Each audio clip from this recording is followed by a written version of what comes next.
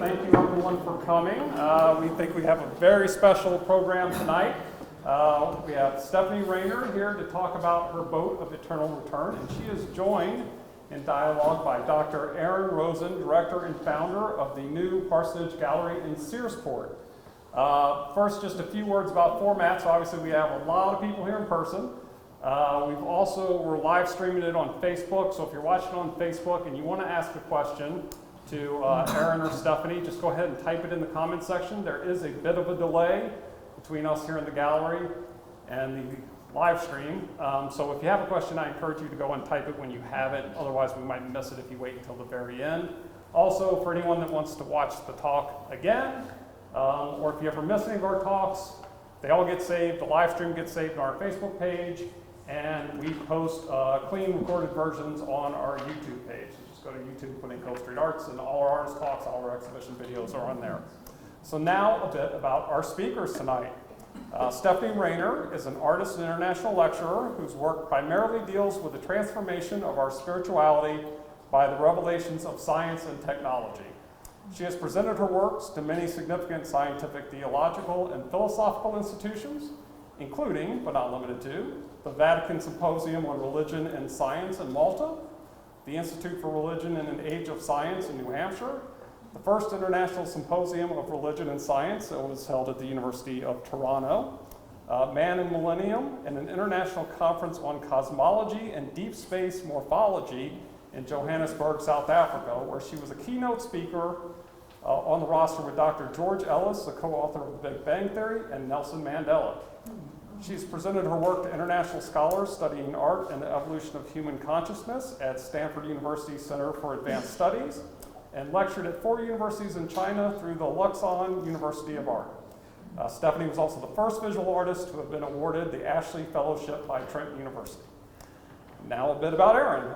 As mentioned, he co-founded the Parsonage Gallery in Searsport and curates its exhibitions.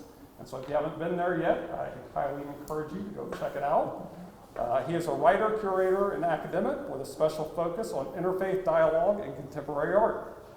He is director of the Henry Luce III Center for the Arts and Religion at Wesley Theological Seminary in Washington, D.C., and visiting professor at King's College London, where he previously taught. He began his career at Yale, Oxford, and Columbia after receiving his PhD from Cambridge. So he's not uneducated, we'll put it that way.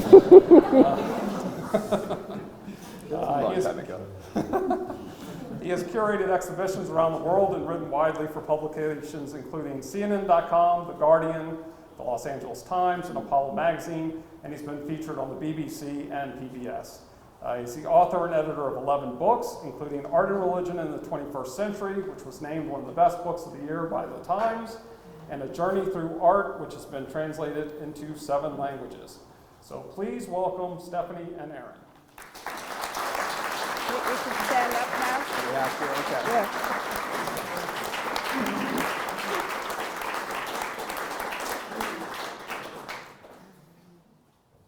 Well, okay. So it's a gift to be here, and in every respect, really, because it's just a glorious space which is pushing Maine so much forward. I might not have spent 20 years in exile out of the state of Maine had I known that there was such exemplary art venues here and such an amazing network of artists, and it's been a pleasure to get to know many and just to see just incredible works on the wall here and what's being done here, and to have new friendships like with Stephanie. And we had just a wonderful conversation when you came by my gallery up in sleepy Searsport. Beautiful Searsport. We do have one bar now, so that is really, yeah, that's huge for us. We're just pleading with them not to go out of business. And but you know what I thought we'd do really is kind of just give a snapshot of the conversation that we had together, because it just left me so enthralled and inspired. And one of the great joys in life is to find other people who look at the same pictures and read the same books as you do. And that's a wonderful basis for friendships. Yes. And so I wanted to dig into a lot of different things with you. And I also want to make sure that we give people in the audience that are watching online, as well as the manifold ingathering of everyone here, a chance to ask you questions, because your work, more than many people I've met in my life, your work is so just addresses people at such an intimate level, and I know that people want to share some of those experiences, and we'll look forward to talking about them and processing them together. But just to start off, I wondered if you might summon for us the scene of this lake, which feels quite mystical, this dark circular lake in the middle of nowhere that has apparently not enough oxygen to sustain life, and how it is some of those early aquatic memories that you have, and what it means to you to be on a boat and dealing with existential questions. Well, I was 5 at the time, so you'll have to excuse me. I have a soft voice, and first of all, I want to thank you all for coming. The support is beautiful. And in this audience are what I call the angels that stand in the wings. There's James Vandershaft here, who is the sea captain who saw a picture of the boat and asked where it was. And I said, it's in Toronto. And he said, will it ever be here? And I said, no. And he said, why? I said, it's too expensive. And he said, if you get it to water, no matter anywhere in the world, I will come and get it. And that's the kind, and so it was that energy and that commitment by a soul who had never even seen just a photograph of the boat. I call them the angels who stand in the wings. And there are people here, there are faces in the audiences. There's a man sitting there who waited for 18 years for me to say yes to a marriage proposal while he ate spaghetti out of a tin. And so the main squeeze is here. Wait, so he was eating spaghetti the whole time? Out of a tin, if you can imagine. You know, look at him. I'll get the timeline later. Yeah, okay. really. So I wanted, and I also, you know, coming from Toronto, where this boat has been in museums, how touched I am that Kelly Lair and John Danos, this is a commercial gallery. This isn't sponsored by the Canadian government. They have given up a third of this gallery through heart and commitment to this community. And I am so deeply touched by this gesture that it has affected me more than any other venue I think I've ever been in. So a round of applause for Kelly and John.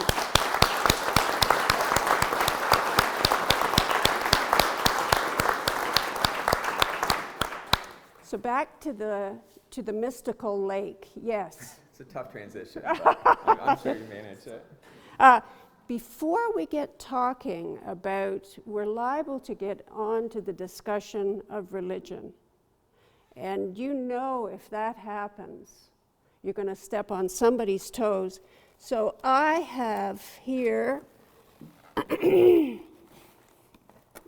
a pair of bedroom slippers. And if I step on anybody's toes, I just want you to say, ouch, and I'll put them on, okay? So back to that lake. Yes, some people wonder if the lake really exists. It does. It's one of 2 in the world, and it's 80 feet deep. It's a cylinder of frigid water. And I think the metaphor of that water is so cold at the bottom. It's in the middle of a forest, so it never gets touched by the wind. So the flux and the flow does not touch it. And it is so cold at the bottom that the leaves that fall into it do not rot. So there is no decay. So no dance, no decay. And there is no oxygen in the water because of it. It will not support life. And it was this lake that my father, on the top of a hill, built a house on. And when I was 5, we were brought there from the city. And this lake, to me, at that age, was like an unblinking eye looking back at God. It just seemed to be there looking. Recently, my father sold the property to a conservation area so that that lake would remain the way it was and the forest around it. And I drove by the house, and they had gridded all the property. And I stopped and I said, "What's happening here?" And they had found out that it was a 7,000-year-old ceremonial site. For 7,000 years old, there had been religious ceremonies done. And when I was a child, I found a pure white arrowhead with a red tip. And it had been chipped not out of flint, but out of quartz, which must have been very difficult. And as a child, I knew if I showed it to a grown-up, it'd be taken away. So I hid it in my little hidey house, and then one day I came home and the whole place had been leveled. My father had brought in a bulldozer. So that ceremonial arrowhead has gone back to the earth. But was there an energy that came just out of the earth that I lived on, let alone the place where I learned to swim? So it was a haunting and haunted and beautiful, beautiful place. God. Well, as if there wasn't enough to dig into there to last us a couple hours, right? It's very rare that you actually get to swim in a Jungian archetype, actually. So, but I'm really struck by a couple of the things that you're saying there. I mean, one is that it's this sort of metaphor for a fountain of youth, except that you never grow old and you never decay because it cannot support life. So it's that kind of right. So it's really this paradox that right. you're sort of existing in there. But then the other is this idea that you're at the top of this thing that represents this sort of void and unknown. Yes. And for so many people, that sense of a yawning chasm, something deep and mystical, some artists are sort of uniquely able to channel these experiences at really young ages, but I don't think I was aware of having an existential dilemma till I was at least 20 and heard my first Leonard Cohen song. So so it strikes me of how young you were to be able to sense those things and to know about these kind of sacred objects. And did you feel, what were those kind of those other early moments where you just felt yourself to be a carrier of something sacred, or to be in touch with a reality that just felt a little bit beyond you? Because I'm sensing that comes before the sense that you're an artist, that sense of this realm that you're sort of in relationship with. Oh, well, you're wonderfully sensitive in your questions, Aaron. And I have to say, where would you say this all started? And I would say it was when I stole my first horse. The first? The first horse I stole. It's a great Cormac McCarthy novel. And I was 4. We lived in the city. And yeah, I'm old enough that they still had horses drawing. It was the milkman's horse. And it wasn't a whim. It was thought out very carefully. I followed that man. No one ever thinks that if you've got a hair like a dandelion gone to seed, that you're being plotted against. And I nabbed his horse. And I was too little to see over where the horse was, but I could see through where the reins were. And I took off with that horse, and it would stop at every milk stop, and I'd have to thwap it. And Ben-Hur it wasn't, but it was an adventure. So why was that the beginning? Because I was either going to be a horse thief, an adventurer, or an artist, because it's St. Jude the Obscure that is the patron saint of artists and thieves, because they are the outsiders. And what you had to say about the dimensions in that lake,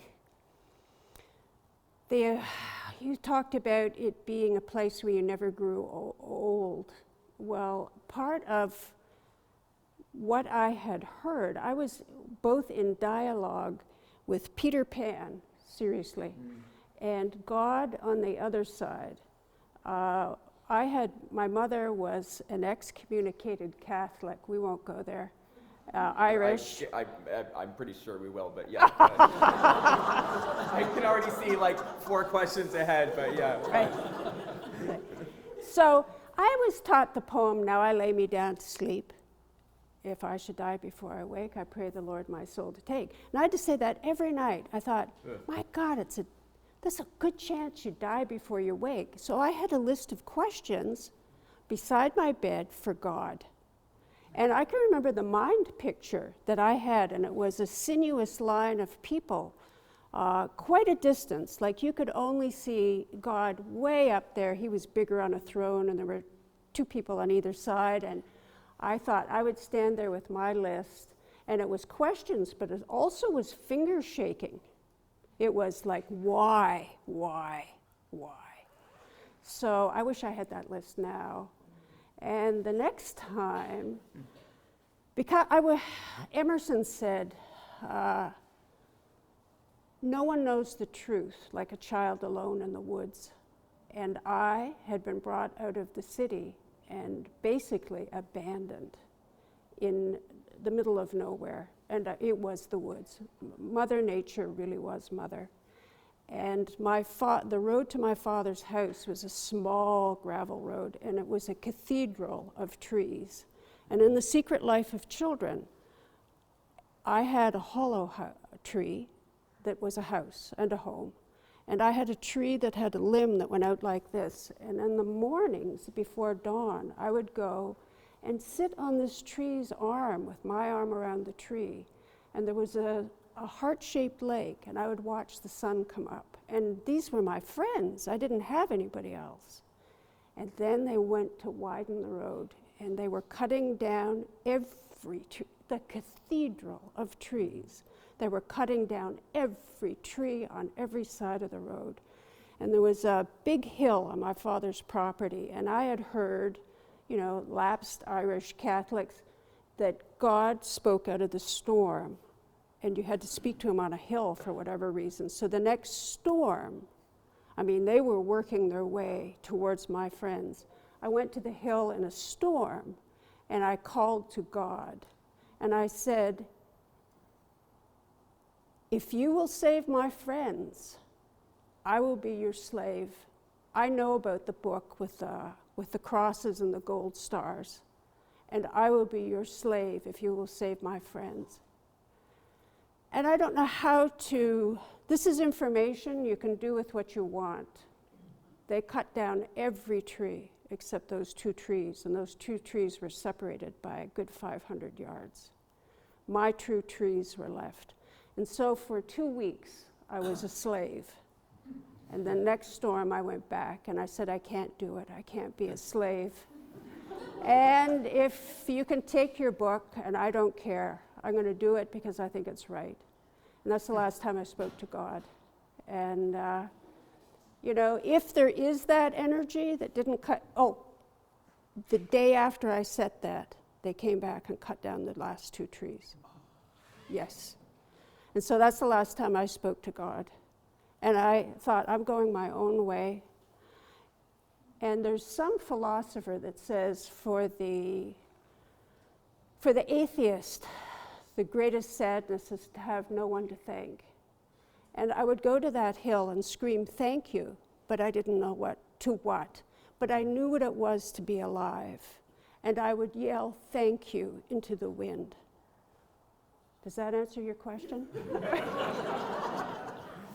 think that does a wonderful job. As usual, it sort of, so many rivulets come out of these such evocative images. And so many literary references, because what you've described about making this oath to God is like a wonderful scene at the end of, that sort of sets the plot in motion in Graham Greene's The End of the Affair. But one of the lessons is the sheer terror that comes out of even of the atheists when they make a promise to God, and how that sort of ripples through life. And it's interesting that even in the way you told that story, the ambivalence around the divine and rejection of the divine still has this recursive motion back to belief in a way.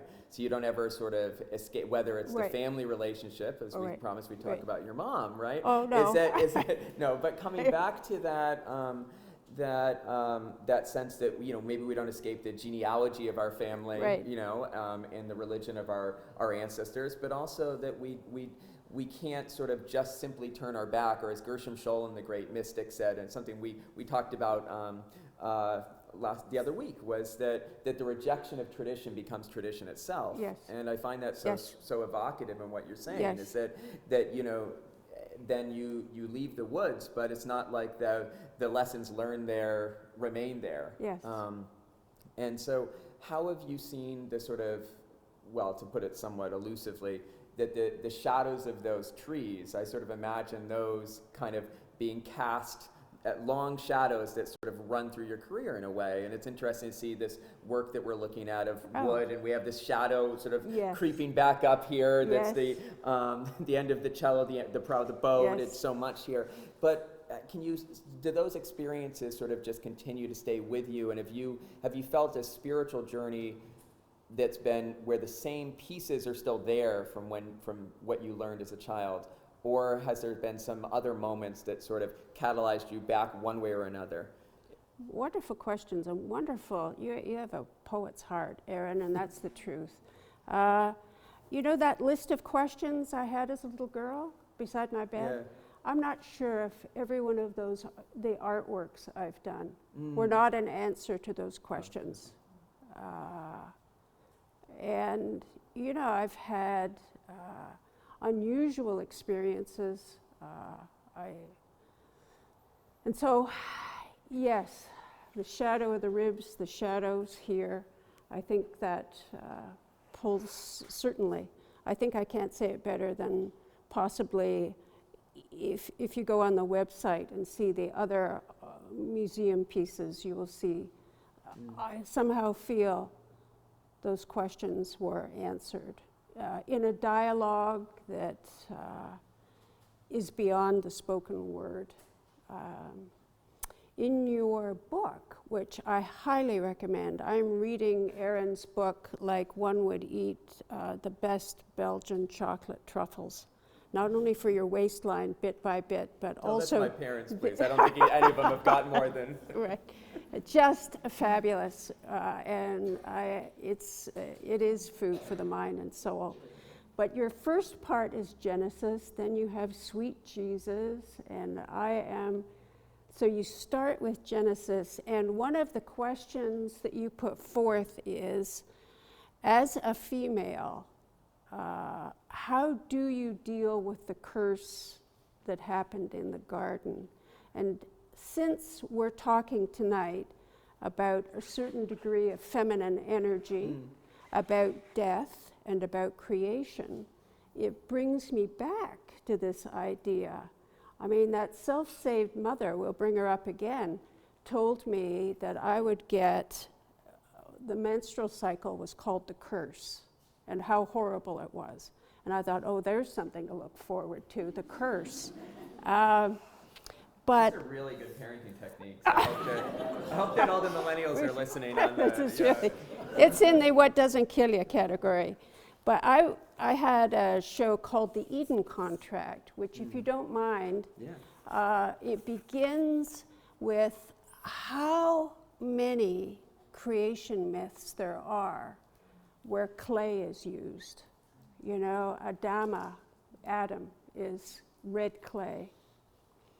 There is a Blackfoot creation story where Naapi, the old man, goes about the earth, making the rivers, putting the mountains, the trees, but he has no one to share it with. So he makes two figures out of clay, and he puts them in a hole and he covers them up, and every day he checks to see, have they changed? And then one day he gives that beautiful line of Christ, arise and walk, teluthe kume, rise and walk. And so the woman and the man walk with Naapi.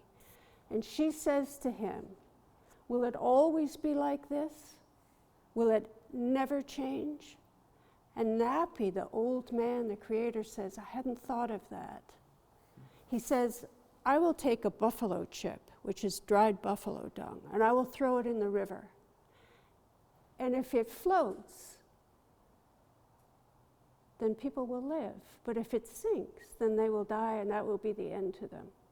So he throws the buffalo chip in the river, and it floats. And the woman says, no, I will pick up a stone and throw it in the river. And if it sinks, they must die. And if it floats, they can live. So she throws a stone in the river, and it sinks. And she says to the old man, you see, it's better this way, because now we will always have empathy for one another. And I find that so beautiful, so profound. So I have that. And then I begin. I believe that the myth of the choice made in the garden is a story of great courage. Eve chose knowledge over the lack of consciousness called paradise. Paradise. The knowledge gains was that life runs on the energy of opposites, male and female, good and evil, life and death.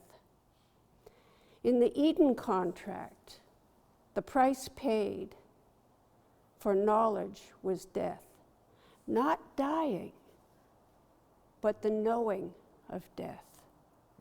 It is this knowing that brings us our greatest dis-ease and our most profound gifts. Truly, it is like diamonds cast on black velvet, to have life against death. Death inspired compassion, the coming out of oneself to feel with another.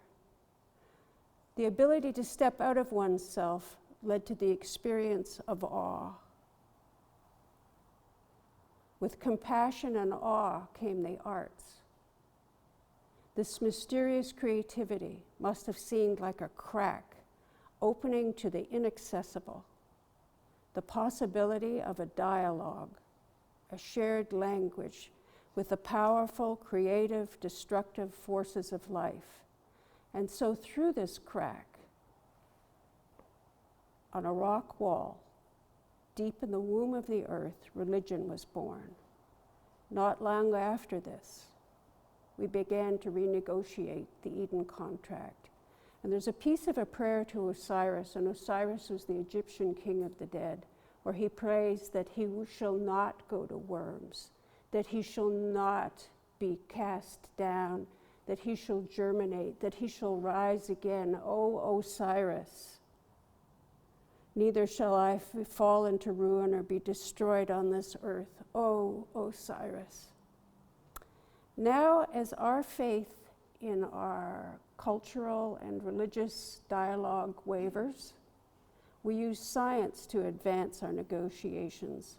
Is cryonics, the science of supercold, where bodies are being frozen, so far removed from the prayer to Osiris? And in this age, with the emphasis not on wisdom, but on the amassment of information with bites and apples, I hope we have the ability to make choices courageously within the knowledge that all things come into the world bringing their opposites. So that would be my response to your beautiful section in Genesis about the curse of being female and creativity. Aaron? It's funny it's always funny to hear one's own work paraphrased, because I would never have said it like that. So I'll have to go through it and maybe reread my own section. And it's so, so there's a lot to unpick there. And I think one of the things I would like to get into a little bit is this gift for cross-cultural comparison that you have, because so often, and I do a lot with interreligious dialogue, and so often we triangulate to sort of very anemic or sort of watery truths that we hold to be self-evident that sort of bring us together. But your interreligious dialogue is one much like your boat, these kind of vessels that sort of go on this journey, but you then send these plumb lines down into different traditions. And I really love that I think now we have this kind of fear, which a great anthropologist Mary Douglas predicted that we would stop comparing things, that we would just say, we can't compare that. That's just this culture. That's just that culture. And I think by reminding us of these intertwining sort of mirrored holographic representations of creation stories, that there really is so much there that one shares in common, but especially that sense of the preciousness and the fragility of human life being intrinsically connected to art and the sacred. And so that seems to have impelled you through these different sort of spiritual journeys and resonances that you're bringing in. I'll ask you kind of a question that I pose to my students, mostly to frustrate them. Oh, goody. Oh, goody. Well, that's a great Cambridge trick that you only set exam questions you could not answer yourself, right? Which is our priest performance artists, or priest artists and vice versa, or artists priests, because there's a way in which I feel that you're both awakening and putting us in touch with so many of these traditions, but you're also giving us rituals. I feel that really strongly in a work like this. It's almost like it's prepared for a ritual that we don't yet know, that like a ritual for the end of time in some way. There's a lot of people nodding to that, so you've hit a chord. Okay, good. Yeah. And so,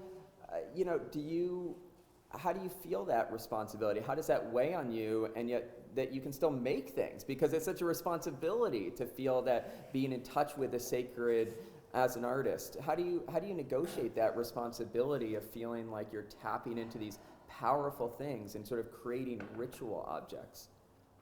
Wonderful question yet again. I don't go to any of these artworks with joy. It's like being dragged to the gibbet. We all have a self-myth. I come from a long line of artists, 7 generations, but my father said to me, there's no room for women in art, so forget it. And I will not educate a female child. So I have no art school and no formal education past high school. So it was dragons be their territory, where you had to, you went to it.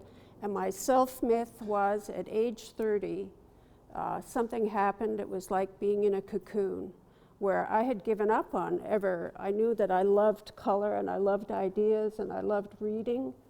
But there's another gear that happens at 30. And I had spent, from age 19 to 30, I wanted to go back in time. So this is before computers and cell phones, and if you could ride a horse, you could go back in time. If you were willing to really, so overland, over the Andes, or across North Africa, and through the parts of the Sahara, and up through Iran, Afghanistan, that kind of thing. And then at 30, it was like all of its own. I can't imagine what a caterpillar goes through. But it was like going into a cocoon, and you don't know what happens inside the cocoon.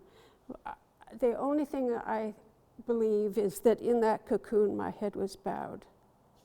And when I came out, I began. And like I say, I've had angels that stood in the wings and helped me with things and brought me along. This idea of cross-cultural, I think in this age when our religions, how do they compare? I mean, how do you compare what we do have to those Hubble pictures? And if we can only let go of the dogma and see each other's, I love the idea that we all have different poetry about creation or what is meaningful in life. It would be terrible to miss each other's poetry, but to recognize it as poetry and not take it literally. And if you go on my website, you'll see a piece called Solar Boat. This is not the first boat I've done. It was an Egyptian, based on the Egyptian boats, so it's 6 feet long, it's 3 dimensions. And the Egyptian solar boat, they would put prayers in the solar boats, and they believed that boat would go back to the Godhead carrying the prayers. So that boat never touched water, just like this one never will. And I was invited to China to speak, and they did not edit my lecture. And if you trust me, I will never betray you. So I knew that I couldn't get into anything political or about, but neither was I going to let it go. And so they had a gigantic screen, and so Solar Boat was projected large. And what Solar Boat contains was the Americans, I can say, now being one of you, but then being a Canadian, the Americans in the Voyager sent up a solar boat. You guys sent up a solar boat, a missile, that had the map to find Earth using pulsars, which are like heartbeats in outer space, which is a beautiful metaphor in itself. You triangulate on pulsars and you can find Earth from anywhere. A lot of people got annoyed at that because of aliens, etc. But there was also a gold record, and on that gold record, in all the languages of Earth, was greetings. And the sounds of nature. There was the singing of wolves, there was the singing of whales, there was music, the language the soul speaks, and that was shot into infinity. It's outside of our solar system now. And so my solar boat has a replica of that map to find Earth, and Sanskrit prayer, and Egyptian prayer, and the blue butterfly, an electron microscopic view of a blue butterfly's wing. And the blue butterfly is a symbol of psyche, the mind-soul link.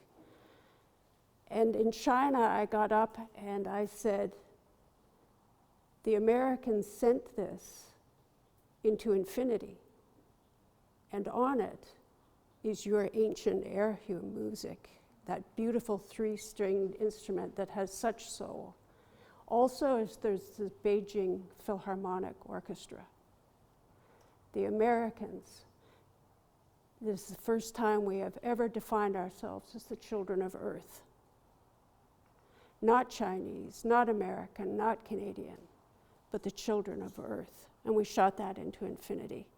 And if we don't learn to read each other's poetry, if we don't take a cosmological look at what the Hubble pictures are sending to us, that may be the only thing of us that survives. It is a solar boat, and it is a prayer. And it's not my business to know if there was a seed cast that day, but I'm kind of hoping there was. The way you speak about, and it was funny because as we were talking the other week, I said to you, boy, some of this imagery reminds me of things from Voyager, of that gold disc, and because it also seems like you're treading this territory where something could be a first point of contact, or it could be the opening of something, but also the closing, and actually another Cormac McCarthy novel, if anyone's read The Road, imagines the nuclear holocaust, and in the end he says, but the only sort of last note of hope in that is this sense that in the unwinding of things, that there might be some new beginning, and there might be a sense of how things came to be as they pass away, which I actually find fairly hopeful, but that just says something about my personality. But what I wonder is what it feels like to create things that are arcs in that way. I mean, we forget that my wife's an Episcopal priest, even though I'm Jewish, and so I see there's these some of the books that have been laid out for kids in the church there, or nicely donated, I think, but Noah's Ark, and I think this most terrifying story you could ever teach children, that God has a genocidal impulse and is going to kill all of humanity and destroy almost all biodiversity aside from just these few precious remnants to truly begin again. And it's God who is frustrated like an artist. It's like someone who crunches up the canvas and wants to toss it away and say, I'm going to begin again, and then says, no, I'm not going to do that again. Whatever happens, like, we're going to be together and in our brokenness, and we're going to make this work, right? But in making that arc, I mean, that seems so evocative of the kind of things that you're imagining sending out on that solar boat, or here in this boat of eternal return.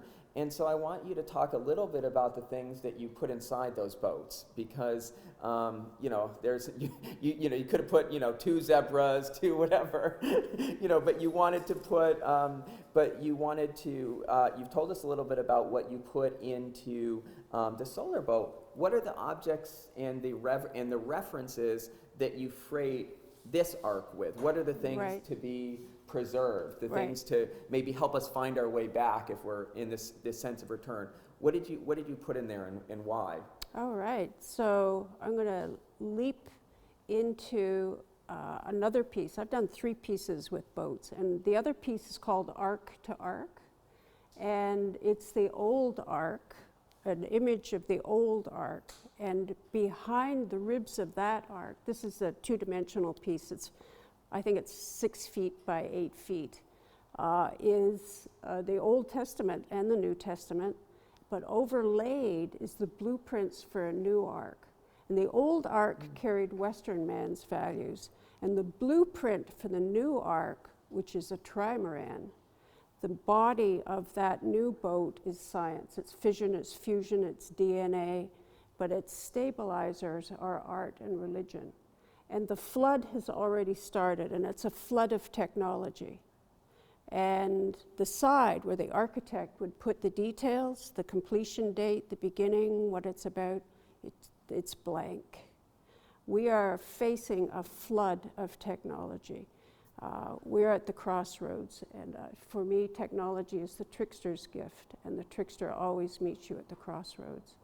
So that's another piece I've done. So that's what, and the new ark, the old ark carried Western man's values. In this new ark, the trimaran, there's that sacred picture of Earthrise. I think that's one of the greatest works of art there is. And so for this piece, Earthrise. Do you want to just mention what Earthrise is, just for? Earthrise is the first picture taken of Earth from outer space. That's the first time we looked back at ourselves like in a mirror. Again, the children of Earth, our beautiful blue planet. What are we doing? And that's the most religious Carl Sagan gets, is when he talks about Earthrise, where he talks about the pale blue dot visible from the Voyager. That is, and he has that wonderful passage in Pale Blue Dot where he says, every villain, every hero, every person that you've read about, every person that could ever be known, all of them are contained. All of them will pass away. All of that is just distilled into this beautiful blue dot, and there's a great sense of that unity born of that change in perspective. And the astronauts that experienced the void for the first time, I have privileged information, so I'm not going to give names, but one spent the rest of his life on his knees on Mount Ararat looking for a sliver of the ark. Another spent a good year in the fetal position in bed.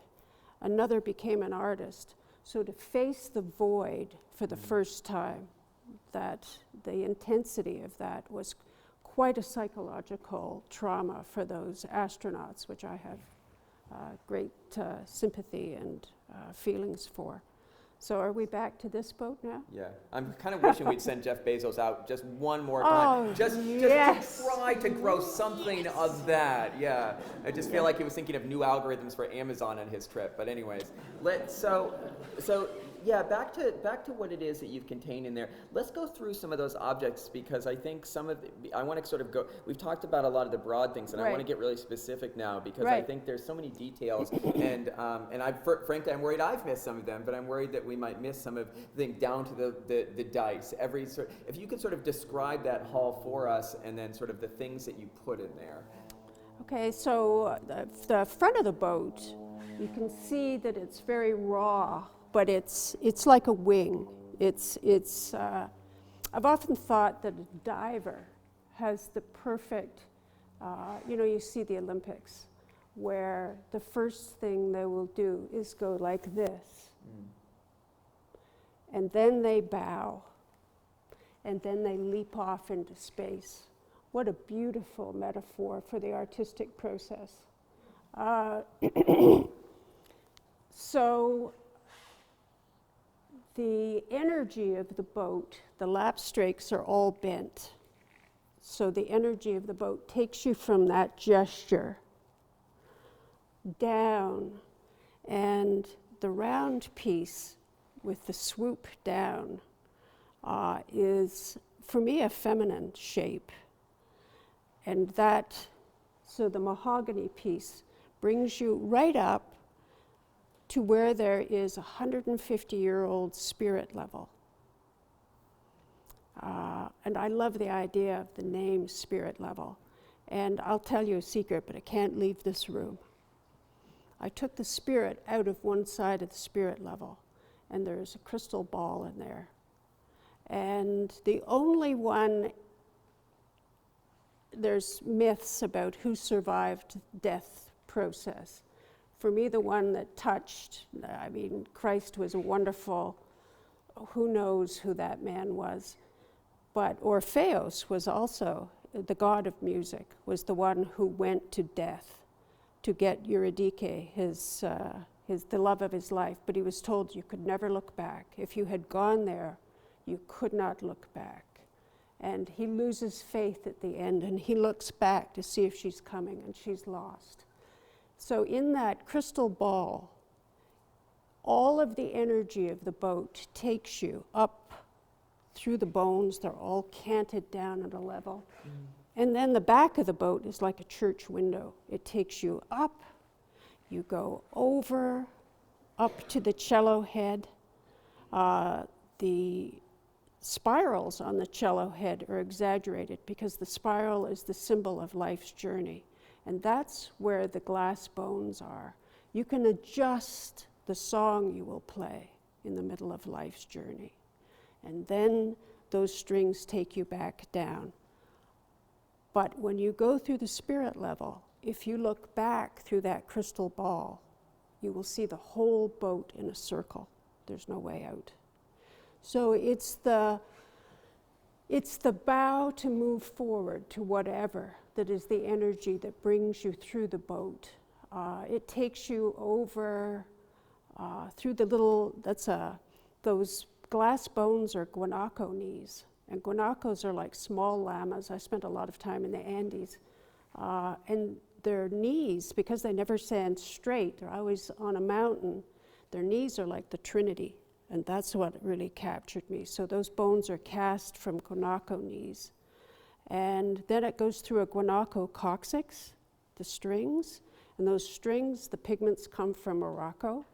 And there was what's called interference color put in there. So they catch light. So they will glow ultraviolet, which is the last color of the chakra. And they take you over the floating black beer. Now, I think with science, I have always thought that science is one of those areas where it is taking us psychologically to what? We have many, many stories of taking the genie out of the bottle. Many, many fairy tales, many, many myths. What will we do once we take the genie out of the bottle? And in that Garden of Eden, it was the tree of the knowledge of the opposites. But there was another tree in the garden, and that tree was the tree of life. And genetics has taken us to the tree of life in that garden. They can now, with CRISPR, edit the human genome so that it's inherited. So the first time in the lifetime of humanity, we can now alter you genetically so that you will pass this on to your children. And all the scientists working on CRISPR took a pact that they would never use it on a human being. And of course they did immediately. When they were doing the Human Genome Project, it was done in laboratories all over the world. And I thought that was beautiful that they all worked together on the story of humanity genetically. But we are in the lap of the gods with this. And so the University of Toronto was one of the laboratories, and I asked to go and spend time, and I did get shown the huge electron microscope to go down and see that strand of DNA. But they showed me a DNA sequencing gel, and that's why art needs science, and science needs art. Einstein said that. Without art, science is blind. Without science, art is lame in this age. They showed it to me, and I said, my God, it's the right number of lines to write music on. And so it was. And the scientists took that idea, and Gattaca, that is acids cut by proteins. And one acid is heavier than another. So they took the heaviest acid and they gave it the lowest note. And then they went up the scale. And then they gave that music to a pianist, and he played it. It sounds like Beethoven. The music is within you. So it was an artist looking at it that said, by God, it's the right number of lines to write music. And that's how those are DNA sequencing gels from the Human Genome Project. There are so many angels in their wings. I would have loved to have been a musician, to have something close to my heart that sang.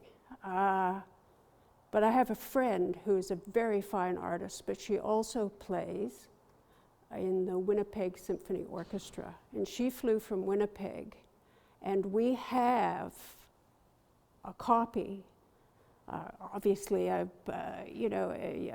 Xeroxed copy of the dictation of Mozart's Requiem that he gave while he was dying.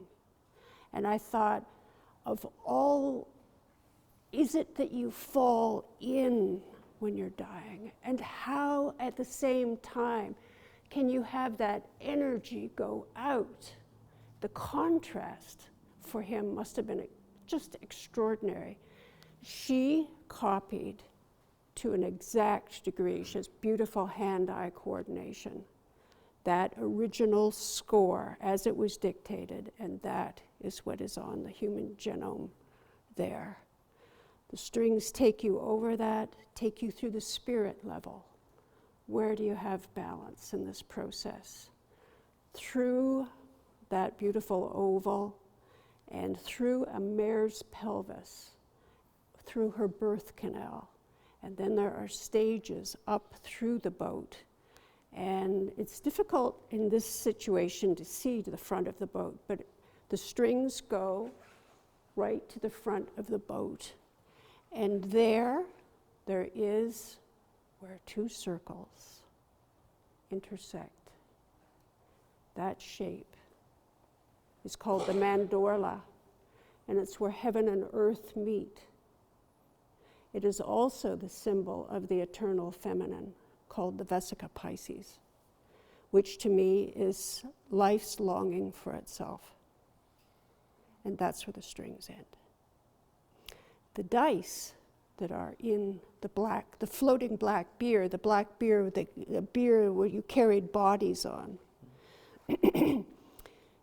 I had an old ruler, and you wonder what's working with you. That old ruler fit exactly that frame for the DNA.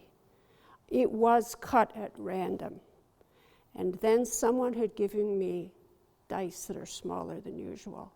And those dice are stacked against you, and they're stacked for you. And the top of them is 1s and 2s, so it's the binary code. And there's symbols like in Chinese, the number 3 is death, so 3 is there. But there's 7 and there's 11.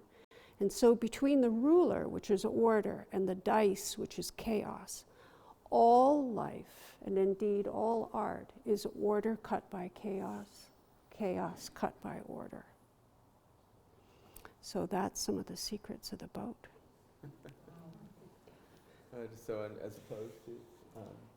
As opposed to Einstein saying that God doesn't play dice, he does. It's just, but it's very powerful that their number is evocative for you of death. So you don't ever win the lottery, right? It's that back to that knowledge and back to that sense of the two trees, which you, in a way, the way you are talking about it, it's as if you sort of harvested the wood from both trees in Eden, right? So it's it's the knowledge of good and evil, as well as the of life and death, which, as Kafka reminds us, that one of the trees remains uneaten from, Yes. and that God's great fear is that we get back in, because we're never told that paradise disappears. Yeah. That we get back in and we eat of that last yes. one with the knowledge that we have. We then take of that and then live eternally. So it's really the combination of that broad knowledge combined with the eternal that's so dangerous. So it's interesting that there's those kind of tintabulations, there's that sort of those whispers of things that are of death, but also of rebirth that's there, as you mentioned, this idea of this kind of thing, the strings passing through this pelvis. And I kind of joked with you a bit that, you know, you didn't put animals on the boat, but of course you did. I mean, one of the things that comes out there is it's made of flora and fauna, and then the esoterics of music and mathematics. It's a kind of, in a way, this kind of summative work that brings together these different elements of what comprises your sense of creation there. Aaron, I think I've waited for you all my life to make summations like that. Honest to goodness. Yes,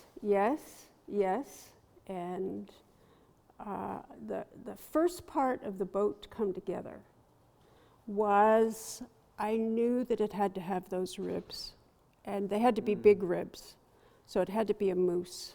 And so my cousin had been the superintendent of Algonquin Park, which is one of Canada's big wilderness areas, but they had what's called an acropole pit, where the animals that are killed on the road are taken to this pit. And what stands out for me is I was given permission to go there to get those ribs. I have an extremely powerful gag reflex to smell. I can look at anything, but by God, what a weak stomach. The path there was so innocent. I knew I had to go in the Canadian winter because everything would be frozen, so thought I. But the path was white. And there were no footsteps. And I think that's also a metaphor for finding art. There are no footsteps. And so, in some ways, to approach a work of art is to be innocent as you are at 5 trying to look back at God in that lake. To walk on this white path and then have it open up to something that looked like right out of a Hieronymus Bosch painting of hell. The pit was probably as wide as this entire building and filled with decayed bodies. And the smell was just, even in January, unbelievable. And it was ringed with trees where the raucous ravens were just screaming, I guess because there's a human here. And to walk into that pit, because don't you know, there wasn't a moose on the edge. No. There were wolves and bears and deer and moose, and I had to walk into that pit. And I had already turned myself inside out like a sock, just from at the edge. But I can remember walking and trying to keep my balance on these bodies and slipping. And there was an eyeless bear with its mouth open. And I thought, oh my God, if I had put my foot in there, they would just have to come in. They would find me in the spring, you know?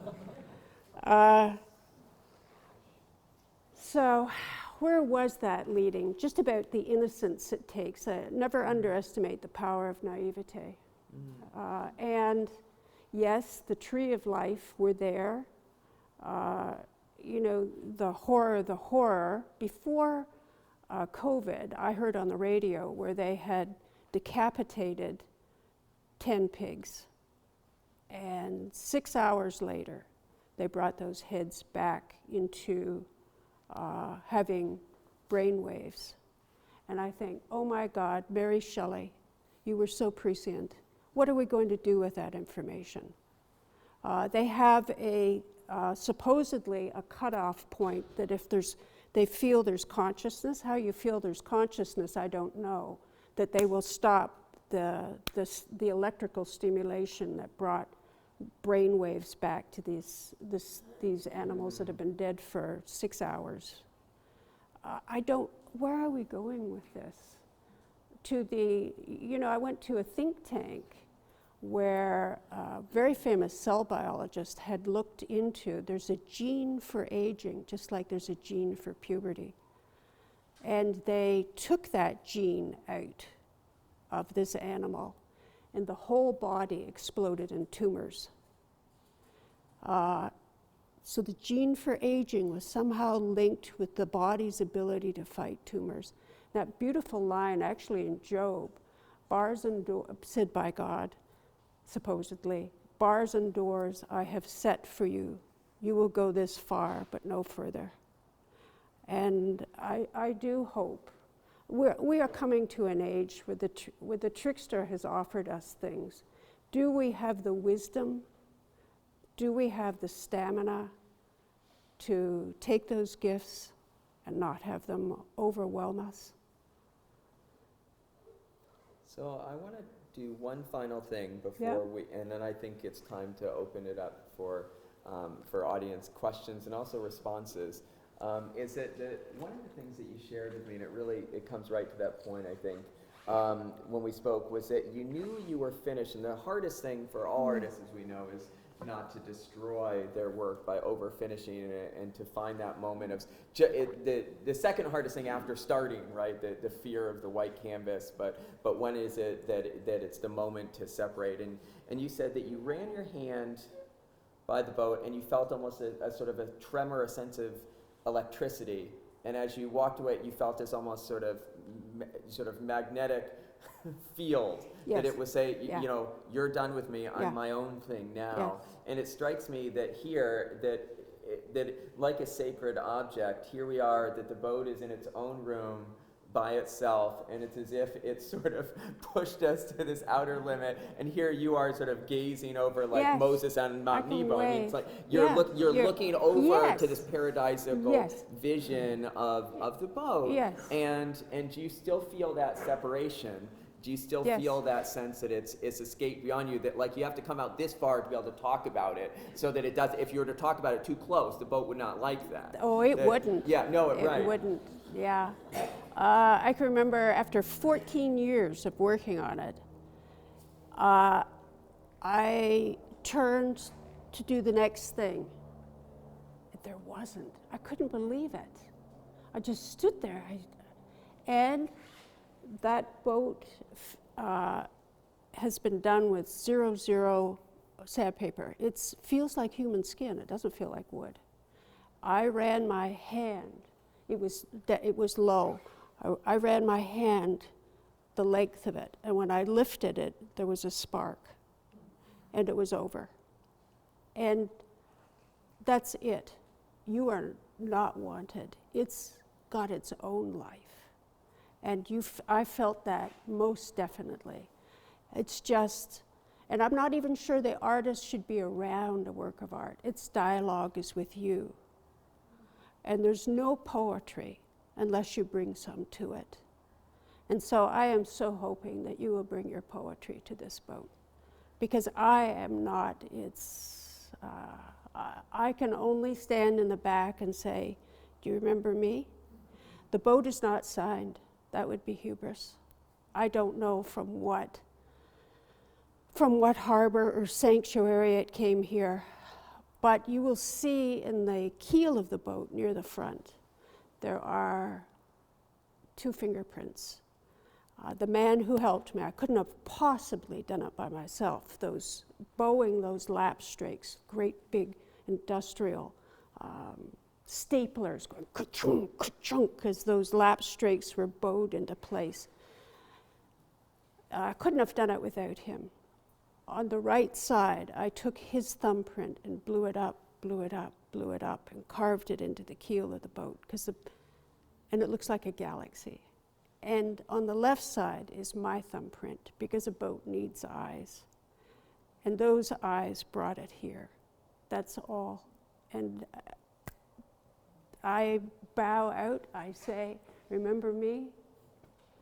Safe sailing. Well, let's sit down and let's invite the poetry. You've set some pretty high bars, I think, for the audience, asking them to There's bring no their poetry bars. to it. But let's open it up for questions then, please, and thoughts. And if people need a second to digest, that's also very fine.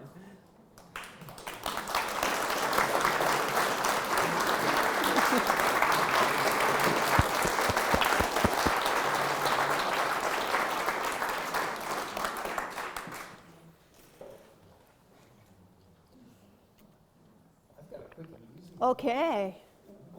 What is your working situation like? If you worked on the boat for 15 years, is it in your living room, in a studio? Good. Good question. Where did I work on the boat? I've never had a studio in my life. I could never afford it. So all the small pieces, I think on the website, there's a picture of the bones in my living room, all of them numbered. The black beer done in my dining room in an apartment in Toronto. Now, we'll go from the sacred to the profane. The back of the boat was done in someone's laundry room. What friends I have. So they're here tonight, the support. She lived for 6 months in a small, with her laundry room, with the ass end of a Viking ship in it. And the only way I could work on it was to open the dryer door so I could put my butt in there to bend down to work on it. So the front part of the boat was done in someone's basement, and then I found a garage that had skylights. And the tip of the boat went from one corner, and the other end went to the other, because I had to see it all together at this point. I did not see either the front of the boat or the back of the boat until it was in a museum, because I couldn't get around it. Good question. Yeah. Good question to start off with. Well, I have a boat in my living room right now. Oh, do you really? I'm amongst boat builders here. Yes. Well, the Yes. boat's called to other boats, you see. Yes, obviously. Another question? Yes. It's a simple question, but why did your father move from the city? Was that the initiation of your spirituality? Would you be here today if he hadn't done that? Wonderful question. Of course, I'll never know the real answer to that. And I did steal the horse while I was in Toronto. And my career was cut short because there weren't so many horses where we went. But certainly, I was brought from a situation where I was like a little trained pony. My mother was a socialite, and then we were brought out to the middle of nowhere where there were one-room schoolhouse, 20 kids in the whole area, and I was the city slicker. I got torn to ribbons, and it was wonderful. It was a rebirth via being torn to ribbons. And I think also being abandoned.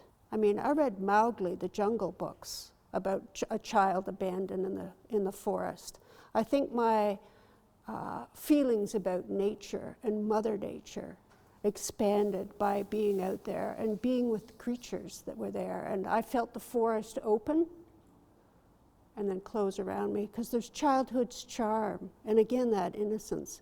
So I don't think I would be the person I was if my father hadn't moved out there. He was an artist, he was an illustrator. It was a huge leap. He built this fantastic house, and it was because he loved the woods, he loved the bush, you know?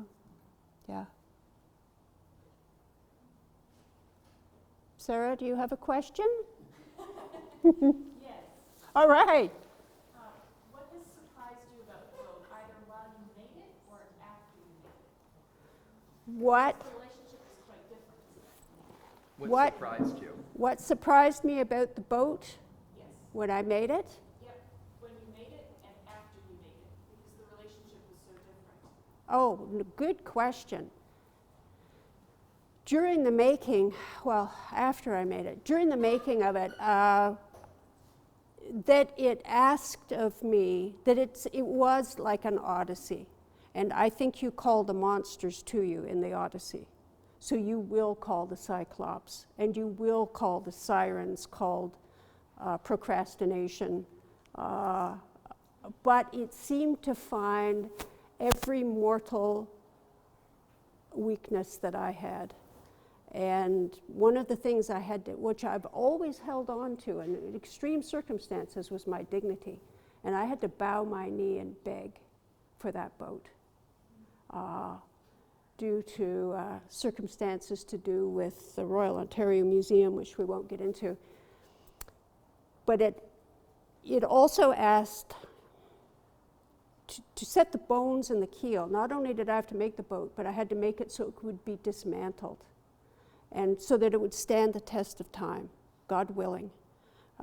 And one of them was to have those bones, to get the ribs to sit in at a cant and be perfect, was really a trial. And so the glue used is so toxic and so terrible that they won't ship it by air. So I knew it was the strongest glue in the world, and I ordered it. And I used to be a printmaker, so I had one of these fabulous masks that comes way up here and around your eyes, and it seals itself to your face. And to use this glue, I had to get special cartridges, great big cartridges to breathe through. You look like Darth Vader. And I opened the glue, and and it was a time in my life where I needed reading glasses. And when I was a printmaker, I didn't. I put the mask on, I put my glasses on, and the glasses were up here. So I could either see or I could do. And I can remember standing there and thinking, I've come so far. It's okay. And I remember pulling that mask off and then doing the bones. And I lost my voice for 3 months, and I got a lump in my throat, and I still thought it was worth it. And I've never got my voice back totally. You'll see that it's gravelly. My sister says you used to have a silky voice, and now you're all gravelly. So it was, how many times do I have to be taken to the edge? I mean, to do that. And at the end, the way it surprises you. The first time I saw the boat from the back, the last bones cup the fragility of the DNA in the music, like this. And it is the same gesture you would do to hold the face of a beloved. And that touched me deeply. So, does that answer your question, little lady?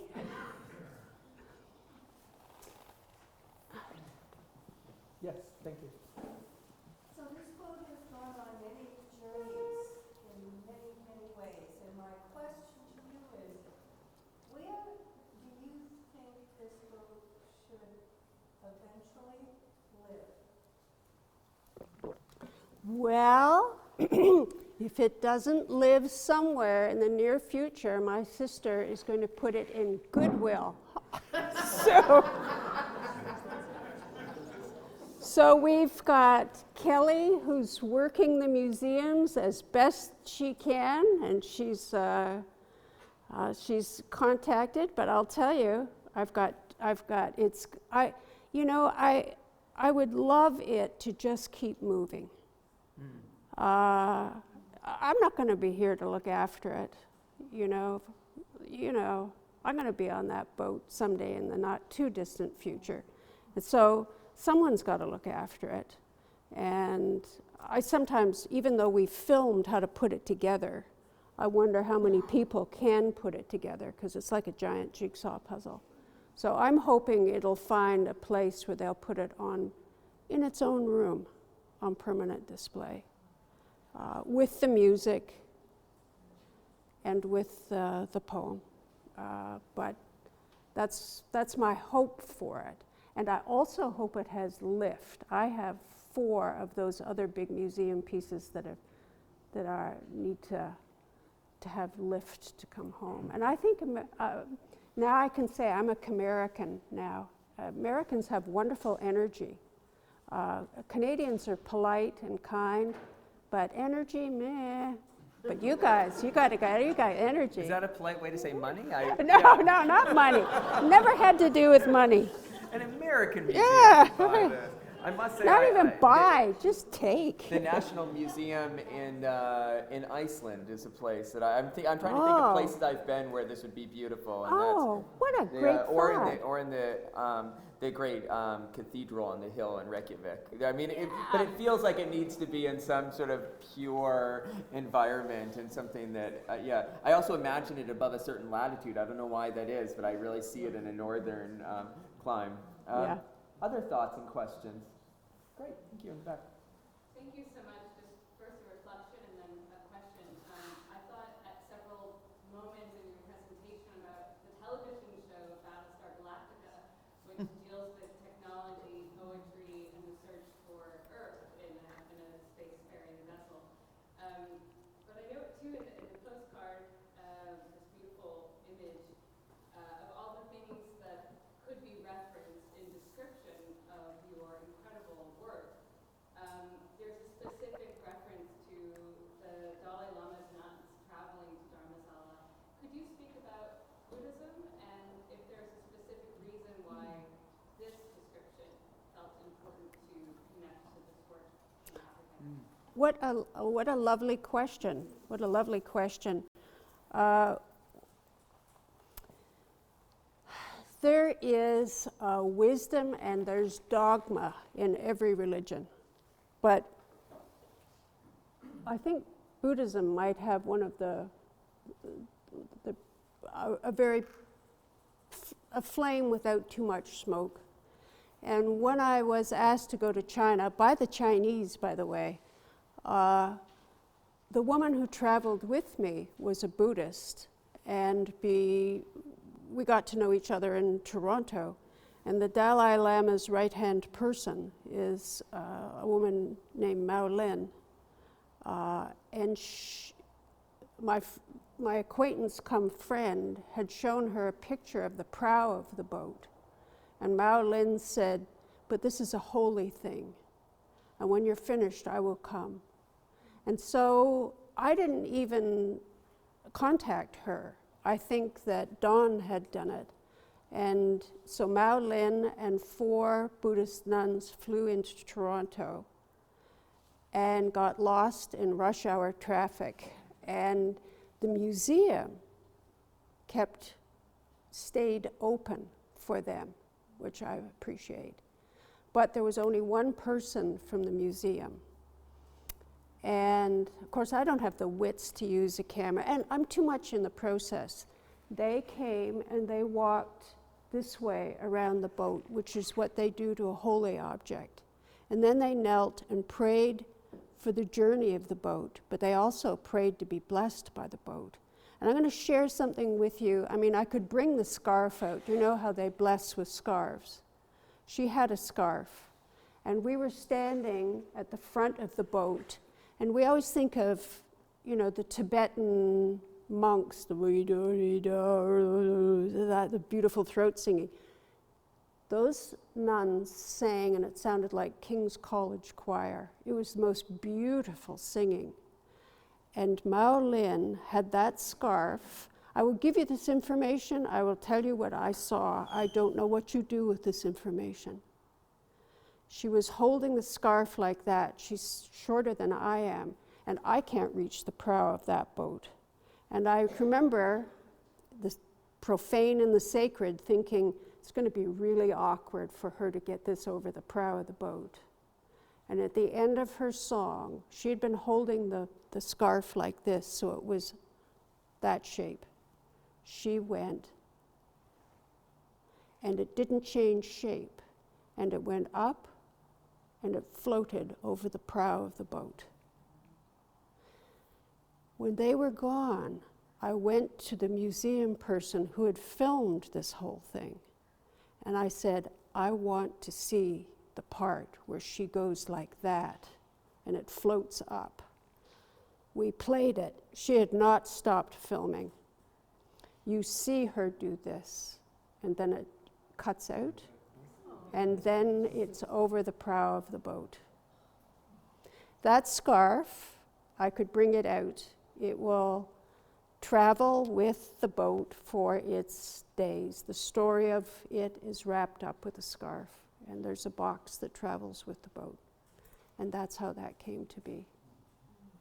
That sense of, there's so many, thank you for that question about Yeah. Buddhism, because we didn't have a chance to touch on that as much in our discussion, and I think that's another way to see this, this language of eternal return, right? Is that we can think Yes. of, as opposed to Jewish and Christian time, Yes.